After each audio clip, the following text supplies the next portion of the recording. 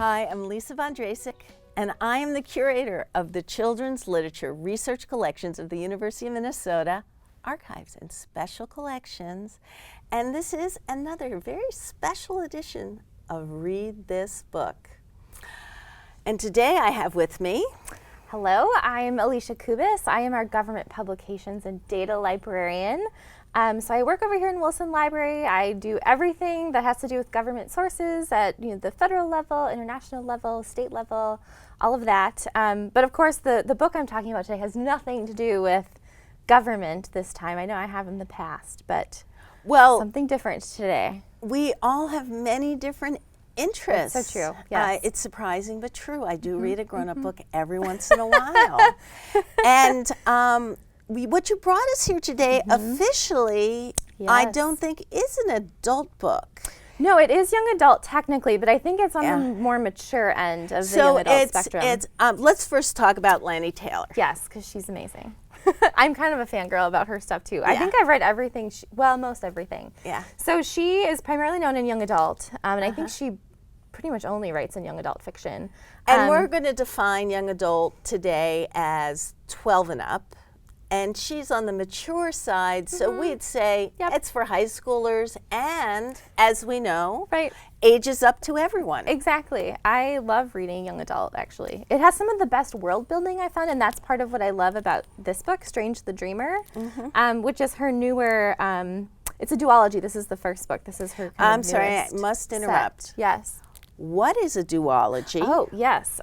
So it's when it's two books in a series rather than like a trilogy, which most people are more familiar with as a series of three. So it's two books. So it's less to have to like keeping track of. And the second one is out, which I love not having to wait for the next book in a series. But Strange the Dreamer, I was first pulled to this, Laini Taylor, because she's amazing. But the main character is also a librarian. So, I have to read a book that's about a librarian. But the one thing I love about Lani Taylor is her world building is amazing. Her imagination is just out of this world. For people who don't know that terminology, world building is?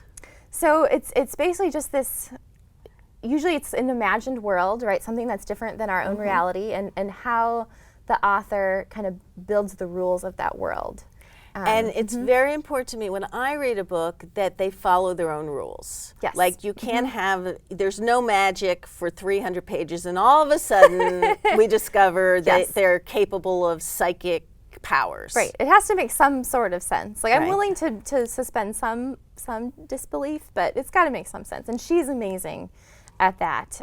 If you've read her other books, you've probably experienced that. The other thing that she does well is her writing. And this book, from the title, you can tell that dreaming is a really big theme throughout, and she has this just beautiful kind of, lyrical, like really imaginative, just beautiful, like it's bordering on like purple prose, which I guess is another another term. I keep bringing these up, but just it's just so descriptive and gorgeous and beautiful, and it just works so well with the subject matter of this book.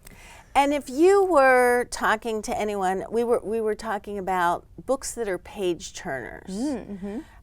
Is this a book that you savor every page and you take some time for it? There are certain books that we say, I'm just going to be on the porch with the blanket over me, the dog under my arm. This is that book?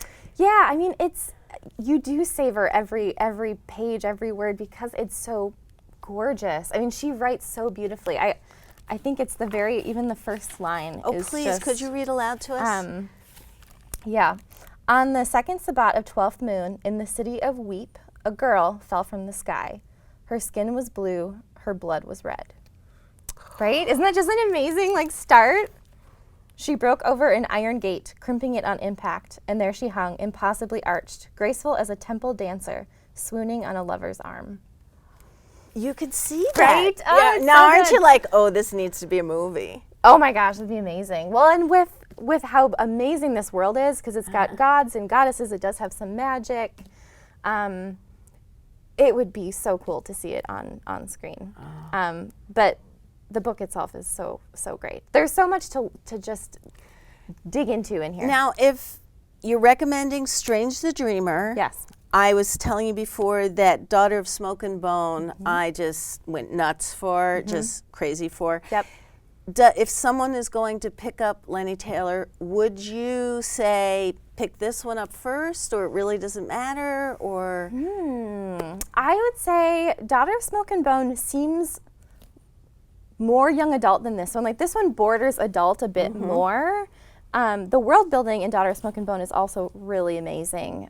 This one has a little bit less of a, it's still got that kind of romance in it, but not as much of a focal point as Daughter of Smoke and Bone.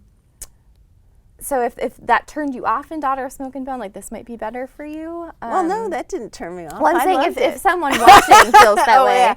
No, I think, I was just asking, if I'm going to my bookstore, what's your favorite bookstore to go get books? I mean, we already know that you like to go to libraries. Right, I pretty much only go to the library, but so you're recommending go to your local library, and if your local library doesn't have it, say you need to get it. It's a Printz honor book. I mean, it's also won awards, so I would hope your library has a copy. And if not, your librarian would be glad to help you get it, either interlibrary loan or a copy for that branch. Yep.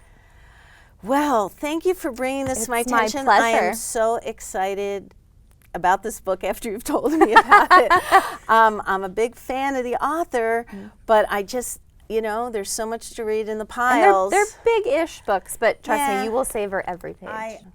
Well, that's it for this edition of Read This Book.